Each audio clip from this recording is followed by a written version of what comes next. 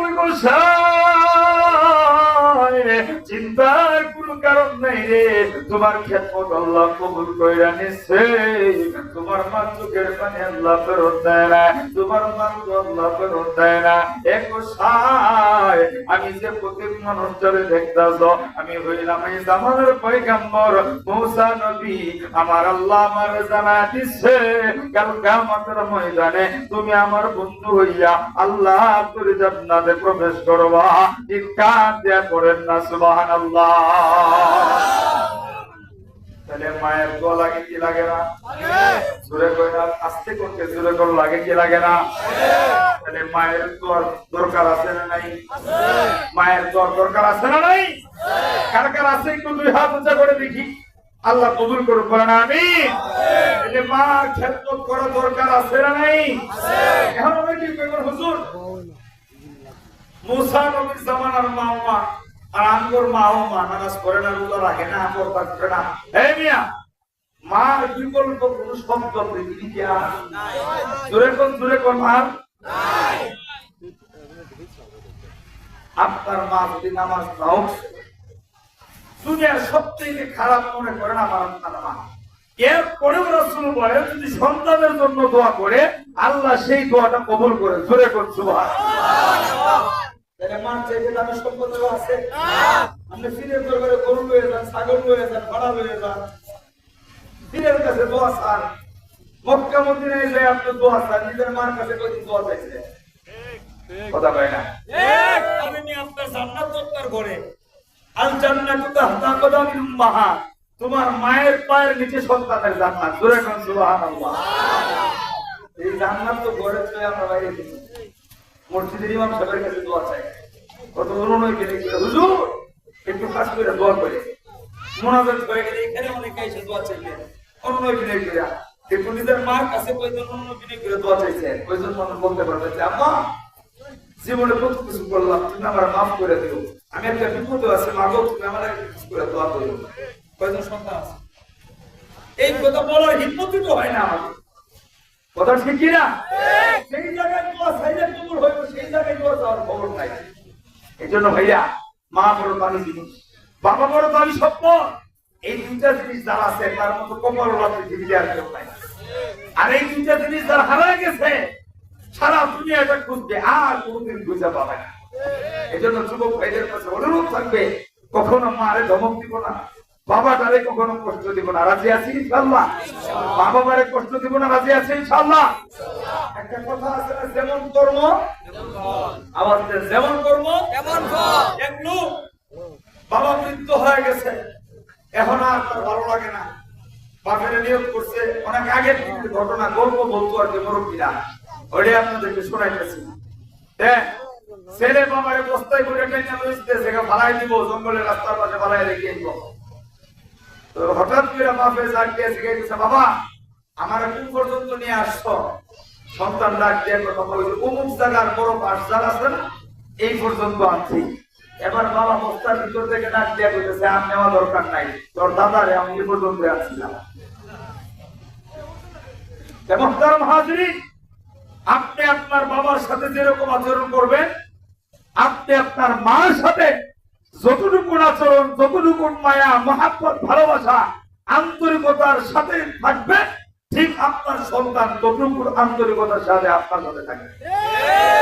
আর যদি আপনি বাপ্পার সাথে খারাপ আচরণ করেন, যদি বাপ্পার চিকিৎসা না করান, বাপ্পার ঠিক মতো খাবার না দেন, যদি বাপ্পার মনে কষ্ট দেন, আপনার সন্তান আপনার কষ্ট দিবে। এটা মনে রাখবেন। কারণ আল্লাহর চাইতে ইনসাফওয়ালা পৃথিবীতে আর কেউ নেই। আল্লাহ তো সব দেখে, আল্লাহ সব জানে। সন্তানের জন্য বাপ্পা কি পরিমাণ কষ্ট করে, এটা আল্লাহর চাইতে ভালো আর পৃথিবীতে কেউ জানে। কষ্ট হইতেছে আপনাদের? কষ্ট হইতেছে আপনাদের? আধা ঘন্টা ওয়াজ করলে থাকবেন না ইনশাআল্লাহ? আল্লাহ কবুল করুক, করেন আমিন। বাবা কই যান? গোলা মানে মুরব্বী কি করে যাবেন? আল্লাহ কবুল করুক, করেন আমিন। কষ্ট হইতে না তো ইনশাআল্লাহ? মুহতারাম হাজিরিন, বাপ মা দোয়া করলে যেমন কবুল হয়, বাপ মা বদদোয়া দিলেও কবুল আল্লাহ নবীর একজন সাহাবী মৃত্যু শয্যায় বিছানায় শোয়া, জবানে কালেমা আসে না, বিবি বারবার কালেমা পড়াইতে চায়। আল্লাহ নবী দরবারে বিবি দৌড়ায় আসছে, নবী গো, আপনার সাহাবী আলকামার জবানে কালেমা আসে না। আল্লাহ নবী ডাক দিয়ে বলতেছে, বেলাল যায় দেখো তো আলকামার জবানে কেন কালেমা আসে না। আল্লাহ নবীর সাহাবী বেলাল হাফসি দৌড়ায় গেছে, যায় আলকামার পাশে বসে বসে বারবার কালেমা পড়াইতে চায়, কিন্তু কালেমা উচ্চারণ করতে পারে। মুসলমান ভাইরা রে আমার, আল্লাহ নবীর সাহাবী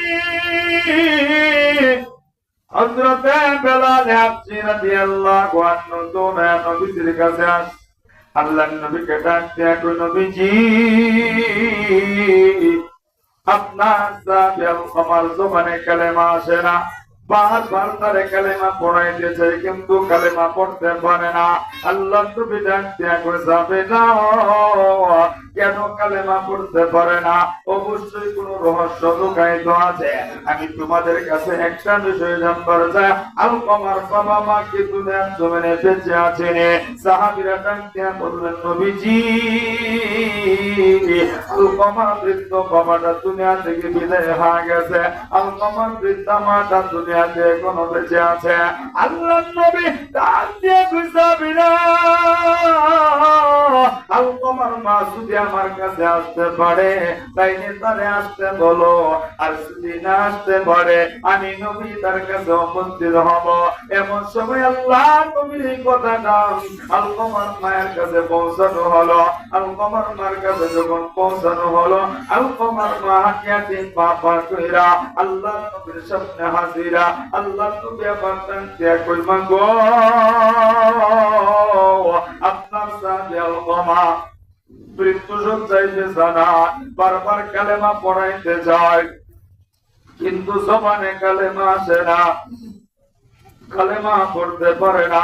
আল্লাহ নবী ডাকতে বললেন, মা গো আপনার কাছে একটু জানবার চাই আপনার সন্তান কেমন না, আপনার সন্তানের চরিত্র কেমন না।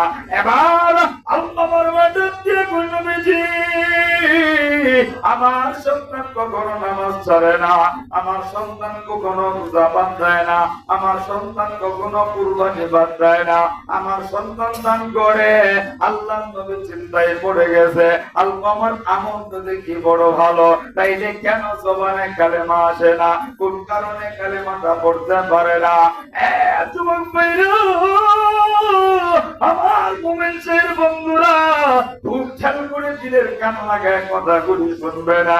অল্প সময় বিদায় নেব, নরমাল কোন মাইজিয়া কথা বলতে পারি না, যদিও আমার কষ্ট হচ্ছে, এরপরেও অল্প সময়ের ভিতরে আমি পয়েন্টটা শেষ করে দিব, কেউ কোনো দিকে নজর দিবেন না।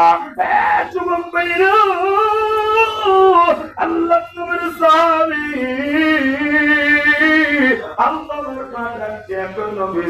আলকামার আমল বড় ভালো। আল্লাহ নবী কই, সাহাবীরা আলকামার আমল তো বড় ভালো, তাই দেখেন কালেমা পড়তে পারে না। আলকামার মারে ডাকতে শিখাই, মা গো আপনার কাছে একটা বিষয় জানবার চাই, আপনি সত্য কথা বলবেন না, মিথ্যা কথা বলবেন না। মাগো কোন কারণে যে সন্তানের প্রতি অসন্তুষ্ট আছেন নে, কোন কারণে কেরাগান্বিত আছেন নে।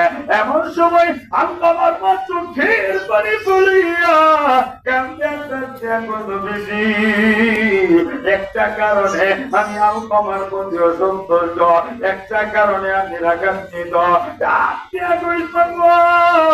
আপনি কোন কারণে আলকামার প্রতি অসন্তুষ্ট, আপনি কোন কারণে রাগান্বিত? আলকামার মা ডাক দিয়া কই, নবীজি আলকামা সবসময় বিবির কথাকে প্রাধান্য দেয়, আমি মার কথার কোনো গুরুত্ব দেয় না, আমি মার কোনো কথা সে শুনতে চায় না। নবীজি এই কারণে আমি আলকমার প্রতি অসন্তুষ্ট। আল্লাহ নবী ডাকতে কইল গো আপনি আলকমারে মাফ কইরা দিন না, আলকমারে ক্ষমা কইরা দিন না।